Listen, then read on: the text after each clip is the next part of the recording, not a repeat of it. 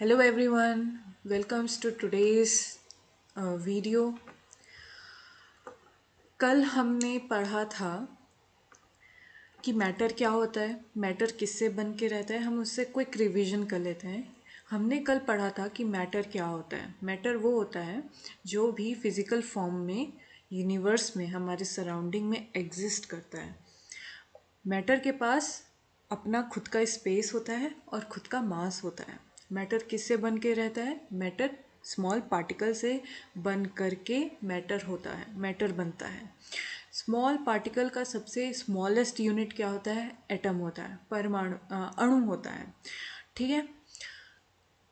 और जो एटम है, बहुत सारे एटम को मिला करके मॉलिक्यूल्स होते हैं, मॉलिक्यूल्स बनता है। हमने प्रॉपर्टीज़ ऑफ मैटर पढ़ा। दो टाइप के प्रॉपर्टीज़ होते हैं, फिजिकल प्रॉपर्टी होता है और एक केमिकल प्रॉपर्टी होता है। फिजिकल प्रॉपर्टी में आपके पास क्या आ जाते हैं? आपके स्टेट ऑफ मैटर आ जाते हैं, सॉलिड, लिक्विड, गैस। और हमने स्टेट ऑफ मैटर यानी कि सॉलिड, लिक्विड, गैस, 5 तरह के स्टेट ऑफ मैटर पढ़े, जिसमें हमने पढ़ा था पहला स्टेट क्या होता है? सॉलिड होता है। सॉलिड में क्या होता है? उसकी फिक्स्ड वॉल्यूम और फिक्स्ड शेप और फिक्स्ड टेम्परेचर फिक्स्ड वॉल्यूम और फिक्स्ड शेप होता है। करेक्ट। क्यों होता है? क्योंकि उसके जो मॉलिक्यूल्स हैं वो एक दूसरे में को बहुत तरह से अट्रैक्ट करते हैं। अट्रैक्ट करने की वजह से दोनों एक दूसरे में बाइंड करते हैं। बाइंड होने की वजह से उनके मॉलिक्यूल्स मूवमेंट नहीं कर पाते हैं, जिसकी वजह से उनका शेप फिक्स्ड रहता है और उनकी जो वॉल्यूम है वो भी फिक्स्ड रहता है। वहीं इन केस लिक्विड में क्या होता है? लिक्विड में थोड़ा बहुत स्पेस मिल जाता है तो मॉलिक्यूल्स को अपॉर्चुनिटी मिल जाती है कि वो मूवमेंट कर सके, जिसकी वजह से उनका ना तो फिक्स्ड शेप नहीं होता, लेकिन वॉल्यूम फिक्स्ड रहता है। वहीं गैसियस में उनका ना तो कोई रिजिड शेप होता है, ठीक है, रिजिड शेप भी नहीं होता है और रिजिड वॉल्यूम भी नहीं रहता है, लेकिन वो है, प्रेजेंस है, क्योंकि उनके जो मॉलिक्यूल्स हैं वो मूवमेंट बहुत करते हैं। फोर्थ स्टेट क्या है? प्लाज्मा है। प्लाज्मा क्या है? हॉट इन्वायरमेंट, हॉटिंग टेम्परेचर में अगर हम आयोनाइज्ड आयंस को अगर हम देखें तो वो मूवमेंट करते हैं। एग्जाम्पल के तौर पे सन और मून। और बोस आइंस्टाइन कंडेंसेंट में क्या? कंडेंसेंट मतलब यानी कि कूलिंग टेम्परेचर अगर हम देंगे आयोनाइज्ड गैसेस को तो वहाँ पे उनका फ्रीली मूवमेंट होगा। दो साइंटिस्ट ने इसको डिस्कवर करा था, जिसका नाम बोस और आइंस्टाइन था। ओके स्टूडेंट, तो हमने आज हम देखते हैं कि हमने अभी तक ये सीखा कि प्रेशर अप्लाई करने से या टेम्परेचर देने से स्टेट ऑफ मैटर में कन्वर्जन आता है। अब देखिए, melting of ice is 0 degree Celsius. वहीं 0 degree Celsius equals to 273 kelvin. देखिए, टेम्परेचर के कितने यूनिट्स होते हैं, आइए डिस्कस करते हैं। टेम्परेचर के 3 यूनिट्स होते हैं, 0 degree Celsius, kelvin, 0 degree Celsius, kelvin और फ़ारेनहाइट। फ़ारेनहाइट। ओके। तो सपोज करिए, अगर 0 डिग्री सेल्सियस में melting point of ice 273 kelvin है, तो बॉइलिंग पॉइंट में उसका टेम्परेचर क्या होगा? तो डिग्री सेल्सियस में अगर हमको केल्विन में कन्वर्ट करना है, हमारे पास डेटा क्या है? 100 डिग्री सेल्सियस, और हमें यूनिट चेंज करनी है केल्विन में। तो हम क्या करेंगे? हमारे पास ये इंफॉर्मेशन है, तो हम क्या करेंगे? 100 प्लस 273 केल्विन को हम बॉइलिंग पॉइंट वाटर का निकाल लेंगे। क्या आ जाएगा? 373 केल्विन। ओके। वहीं अगर हमें केल्विन की इंफॉर्मेशन दी है, सपोज करो 473 केल्विन हमें दिया है और हमें डिग्री सेल्सियस में कन्वर्ट करना है, तो हमें क्या करना होगा? 473 को 273 से माइनस करना होगा, तो हमारे पास आ जाएगा 200 डिग्री सेल्सियस। देखिए अब टेम्परेचर किस तरह से स्टेट ऑफ मैटर को इफ़ेक्ट करता है, आइए समझते हैं। अगर हम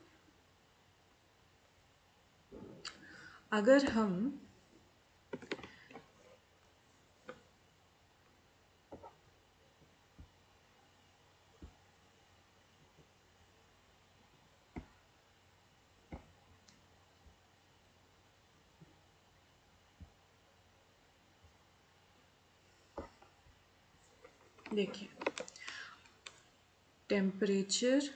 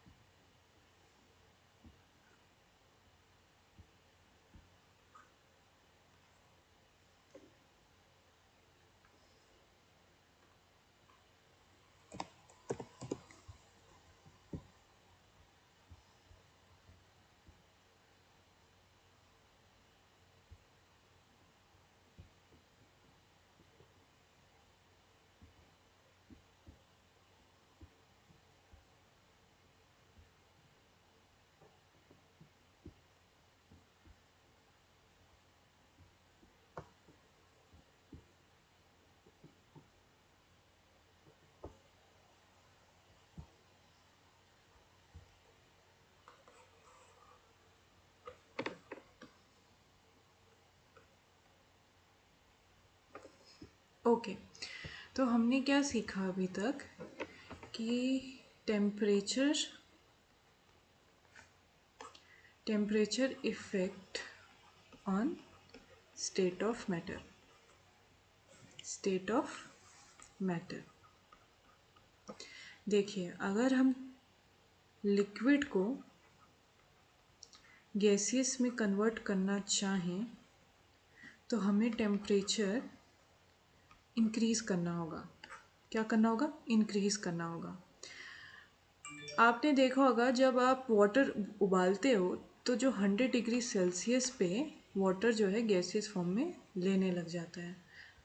तो वही कह रहा है, अगर हम टेम्परेचर बढ़ाएंगे तो लिक्विड जो है गैसियस में कन्वर्ट होगा, और अगर हम टेम्परेचर घटाएंगे यानी कि कूल करेंगे तो जो गैसियस है वो कन्वर्ट होगा लिक्विड में। एग्जाम्पल वेपराइजेशन इनटू लिक्विड, इसी को हमने क्या कह दिया है? कंडेंसेशन। क्या कह दिया है? कंडेंसेशन। अब हमें सॉलिड को लिक्विड में कन्वर्ट करना है और हमें हीट देना है। क्या देना है? हीट देना है। तो यहाँ पे क्या हो रहा है? हम फ्यूजन कर रहे हैं। क्या करें? फ्यूजन कर रहे हैं। अब आइए हम इसको समझते हैं डायग्राम से। चलिए,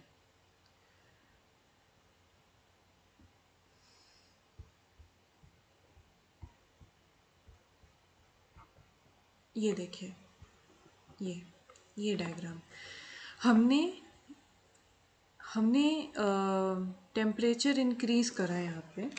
ठीक है, टेम्परेचर इंक्रीज़ करा है यहाँ पे, तो सॉलिड से लिक्विड में कन्वर्ट हो गया स्टेट, और इस प्रोसेस को हमने क्या कहा? फ्यूजन कहा। वहीं लिक्विड स्टेट अगर सॉलिड स्टेट में कन्वर्ट हो रहा है तो उस प्रोसेस को हम क्या कहेंगे? सॉलिडिफिकेशन। अब आपका ये सॉलिड से अगर गैस में जा रहा है तो इसको हम सब्लिमेशन कहेंगे, और सब्लिमेशन से अगर सॉलिड में आ रहा है तो डिपोजिशन कहेंगे। लिक्विड से अगर गैसियस फॉर्म में आ रहा है तो उसको हम वेपराइजेशन कहेंगे, और गैसियस से अगर लिक्विड में आ रहा है तो कंडेंसेशन कहेंगे। अब लेटेंट ऑफ हीट क्या होता है? अगर मैं कहूँ लेटेंट ऑफ हीट क्या होता है, लेटेंट ऑफ हीट वो होता है एक छुपी हुई है एकदम, जैसे हमें नहीं पता कि हमारे अंदर क्या चल रही है। सामने वाले से अगर हम बात करें, ठीक है, हमें उसके बात करने के तरीके से ही उसके इंटेंशन का पता चल जाता है।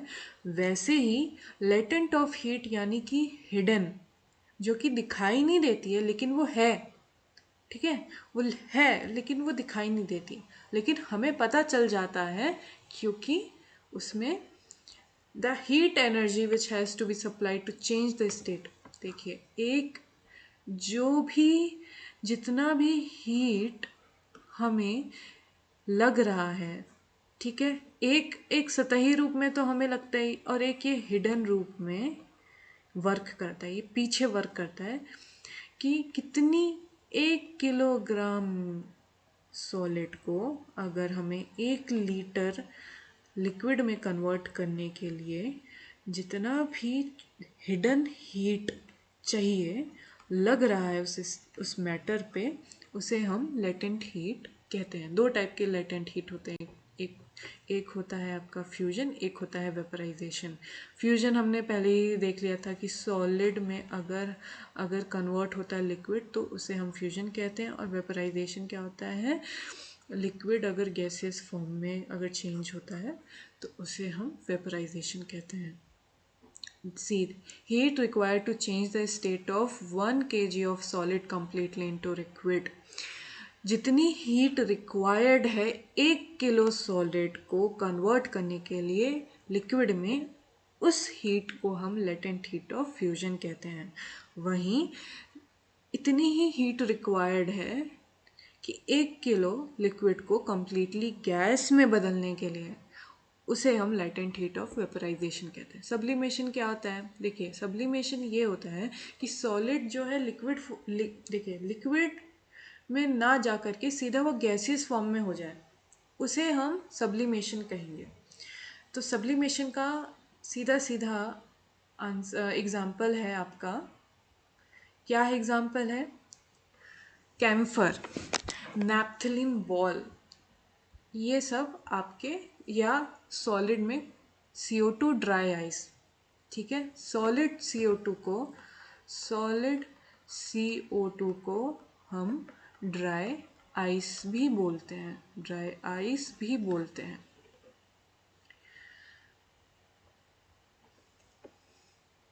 सॉलिड अगर वेपर हीट करने पे जा रहा है तो उसे सब्लिमेशन कहेंगे, और अगर कूल करने पे वेपर से सॉलिड कहेंगे तो सब्लिमेशन। दोनों तरह से प्रोसेस को हम सब्लिमेशन कहेंगे। इवापोरेशन क्या होता है? देखिए, इवापोरेशन होता है लिक्विड स्टेट को चेंज करके गैसियस स्टेट में कन्वर्ट करना।